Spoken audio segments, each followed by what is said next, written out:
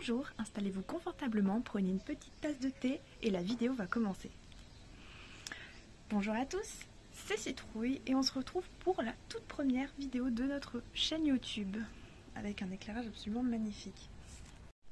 Aujourd'hui j'aimerais parler avec vous de ce qu'est la LEA. On en entend souvent parler peut-être, mais précisément la LEA anglais-japonais qui est ma licence et pour laquelle je viens d'avoir ma première année. Félicitations! Voilà. Donc parlons de la LEA. LEA veut dire langue étrangère appliquée. Donc vous potentiellement choisissez deux langues, dont l'anglais qui est une langue que tous les LEA ont en commun.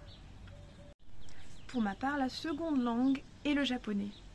Et on commence du début.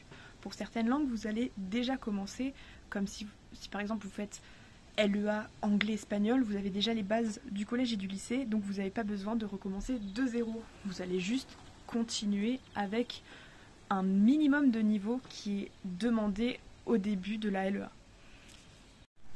Pour ce qui est du japonais, en tout cas dans ma fac, qui est la fac de Bordeaux, voilà, on aime la fac de Bordeaux, on commence du tout début avec une semaine intensive de remise à niveau où tous les jours vous allez être avec des professeurs japonais qui vont vous apprendre les hiragana et les katakana. Vous allez aussi apprendre des salutations, les chiffres et ainsi que des petits mots comme bonjour, au revoir, les mots de base quoi. Une fois cette semaine passée, vous allez avoir un test de fin du tout, de remise à niveau, qui sera plus ou moins dur selon votre niveau si vous avez, bien évidemment, étudié pendant les vacances ou non. Ce qui était mon cas. J'avais une amie qui était en LEA, anglais-japonais, et qui m'a aidée. Dans tous les cas, on peut dire que la LEA est vraiment complète parce qu'on a des cours sur absolument tout. Et LEA ne veut pas seulement dire langue, contrairement à ce qu'on pense. Parce que LEA veut aussi dire qu'on aura de l'économie à l'intérieur, on aura aussi des bases de français.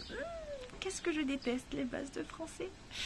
On a aussi du droit qui sont à part entière. Donc reprenons. Pour l'anglais, nous allons avoir des cours de traduction où justement, c'est un petit peu dit dedans, traduction, traduire des textes littéralement, ou en essayant de faire au mieux avec le professeur, des textes qui sont souvent issus de l'actualité, ce qui est mieux. On a ensuite la civilisation. Alors, pour notre part, la civilisation se fait avec les lecteurs. Donc on appelle lecteurs des personnes qui viennent finir leurs études en France, je suppose, ou ont un diplôme de professeur, mais qui sont natifs du pays pour lequel on travaille quoi. En tout cas, nous on avait pour l'anglais, civilisation anglaise, on avait je crois qu'elle venait d'Écosse. Du coup, voilà, une écossaise qui nous faisait cours. Je trouve ça absolument génial parce que ça permet d'être en totale immersion et la personne ne parle pas du tout français ou très très peu. Donc pour trouver ces mots, il va falloir bien parler anglais. En tout cas, ça c'est pour l'anglais. On a aussi de la contraction qui signifie contracter un texte en anglais pour faire un espèce de résumé. Et on avait un prof écossais qui était super génial. Je l'adore. J'espère que nous l'aurons l'année prochaine si on a toujours contraction. Pour ce qui est du japonais par contre, en revanche, on avait un total de cours qui était bien supérieur à l'anglais. Et heureusement parce que on commençait de nulle part, donc il fallait bien commencer quelque part. Donc on avait des cours, 3 cours d'oraux qui étaient dispersés un petit peu dans la semaine. Donc on avait oral 1 et 2 avec la même professeure qui était juste de voir ce qu'on avait fait en cours magistraux, un petit peu plus approfondi, répéter après elle, on voyait les mots de vocabulaire, on voyait un petit peu tout ça, on faisait des exercices aussi avec notre camarade qui était à côté de nous. Après, on va dire que c'était un peu les basiques. Petite chose différente, c'est que pour le 3e cours d'oral, on était en demi-groupe. Donc on était déjà en TD, plus en demi-groupe. On devait être 10 maximum, je crois. Donc ce qui faisait vraiment un très très petit groupe. Et alors là, c'était clairement, on faisait que parler à l'oral. Ça nous aidait et nous entraînait à tout simplement développer notre expression orale. On a eu, pour ainsi dire, à peu près 3 oraux dans l'année. Donc pour cette année, c'était un petit peu spécial au vu des événements qui se sont passés. Mais sinon, on a eu un premier oral qui était en mi-année avec notre professeur qui en fait nous donnait carrément des petites cartes et on devait faire un dialogue à deux. ou alors on est passé tout seul à l'oral avec un dialogue qu'on avait présenté. Du coup c'était pas un dialogue mais une présentation à l'oral qu'on devait faire. Et bah tout s'est bien passé, c'était 2 minutes maximum. Vous savez, c'était une petite présentation orale pour dire alors je présente ma ville, elle est comme ça, les trottoirs sont comme ça, enfin un truc normal quoi. Ensuite au premier semestre nous avions l'économie. L'économie, je déteste ça, mais il faut bien passer par là et on peut pas le nier, c'est quand même très utile, hein. Bah, c'est pour ça qu'ils l'ont rajouté quand même, et ça permet d'avoir des ressources pour la suite. Au deuxième semestre, en revanche, nous avions le droit. Alors le droit, c'est quelque chose qu'on n'a pas vraiment eu l'occasion de voir très en détail, au vu de l'année qui s'est très écourtée avec le confinement. Donc on n'a vraiment pas eu beaucoup de droits, on n'a même pas passé notre partiel, il a été annulé, tout simplement, parce que justement, les événements ont fait que nous n'avions pas pu faire le partiel. Au deuxième semestre aussi se rajoute la géopolitique. Alors pour la géopolitique, je n'ai pas trop compris non plus à quoi ça servait parce qu'on n'a pas eu beaucoup de cours non plus, pas de partiel non plus. Donc on n'a pas eu les 3/4 des cours. Le prof changeait chaque semaine. C'était des cours magistraux, donc en amphithéâtre. Et le prof changeait chaque semaine. C'était un petit peu la galère parce qu'on ne savait pas du tout qui allait être notre prof, si on l'avait déjà vu et qu'est-ce qu'il allait dire. Une autre matière japonaise, mais qui était dispensée cette fois-ci en français. Donc il y en avait deux ou trois même, trois. Donc la première c'était la géographie du Japon, donc avec un prof qui nous apprenait un petit peu comment était situé le Japon, un petit peu les relations qu'on avait avec le Japon, un petit peu aussi d'histoire, mais on approfondira l'histoire en seconde année, à part si on est en LLCE japonais, et là il y a de l'histoire en première année, mais bon, bref on parle de la LEA. Donc on approfondira ça l'année prochaine certainement. Et je pense que ça va être plus intéressant parce que la géographie c'était vraiment mais pas vraiment intéressant en fait. La deuxième matière dispensée en français c'est les kanji, donc théorie. Donc c'était tout simplement avec une prof française qui avait son diplôme, même pas je crois.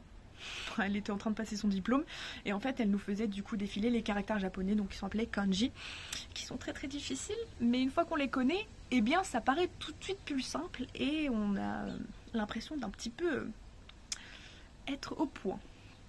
Donc elle nous faisait ces cours là, donc elle nous montrait l'ordre des traits, elle nous montrait les différentes lectures qu'il y avait, et alors ça c'est du par cœur, mais quand je dis par cœur c'est vraiment par cœur. Si vous voulez avoir une bonne note, il faut vraiment les apprendre par cœur et vous y prendre très tôt parce qu'on en a une ribambelle, à peu près 150 à 200 par semestre, donc comme il n'y a que 2 semestres, mais ça fait quand même énormément de boulot quand on sait combien de lectures peuvent avoir un kanji, c'est-à-dire quand tu as 4 lectures on, je sais pas si ça va vous parler du tout, et 2 lectures kun, tu es un petit peu perdu, tu sais pas quoi faire puisque tu ne peux pas tout retenir d'un coup, donc il faut s'y prendre très à l'avance pour les contrôles.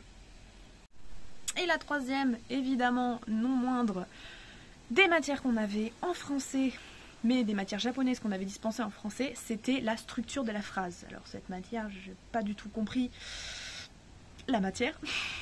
C'était juste un petit peu des cours de français, mais en japonais. Oui, c'est bizarre. Je vous explique. On avait une phrase, donc lambda en japonais, Watashi no namae wa tatata desu. Donc mon nom est tatata. Et on devait dire alors ceci c'est le verbe, ceci c'est le sujet, donc un petit peu les découpes de la grammaire française, mais c'était beaucoup plus compliqué puisqu'il y avait le prédicat, le complément circonstanciel de lieu, enfin je ne vous en parle même pas, c'était un délire. Je n'ai rien compris et je pense que je vais m'y repencher pendant les vacances et j'espère pouvoir comprendre quelque chose cette fois-ci. Voilà, mis à part ça, la LEA, je trouve que c'est une licence qui est très bien, il faut s'accrocher, donc comme tout le temps à la fac, toute licence mérite de travailler et évidemment, ne prenez pas les petites heures de repos que vous avez pour vous pour des heures où vous pouvez vous amuser et jouer, bien évidemment que non, parce que dans ma faculté, nous avons des cours sur internet, donc on avait des matières, en fait plein de matières en plus, en anglais surtout, sur internet, donc il fallait être vraiment très rapide parce que chaque semaine s'ouvrait de nouveaux tests qui étaient notés et des nouvelles leçons et qu'il fallait vite les faire parce que sinon on pouvait plus y accéder et vous aviez un 0, et alors là c'est vraiment ce qu'on cherche à éviter en fait, d'avoir un 0. Donc je vous conseille d'aller régulièrement vérifier votre petite application. Nous, ils appelaient ça e-campus. Voilà, donc je sais pas si des gens ont la même chose, mais voilà. Vous pouvez aussi mettre des fichiers dessus et nous les donner.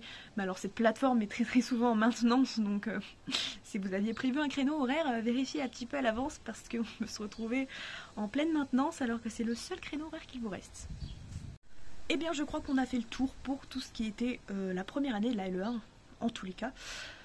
Je suppose que si vous avez des questions par rapport à quelque chose concernant la LEA, ce serait à dire si jamais vous voulez que je montre un petit emploi du temps ou quoi que ce soit pour un petit peu vous donner le nombre d'heures que vous pouvez avoir par semaine, sachant qu'il y a des cours qui sont facultatifs auxquels vous pouvez vous inscrire mais que du coup pas tout le monde aura. Enfin, si vous entrez à la fac et que vous dites je veux pas les cours facultatifs, tatati tatata, vous allez vous enlever des heures de cours.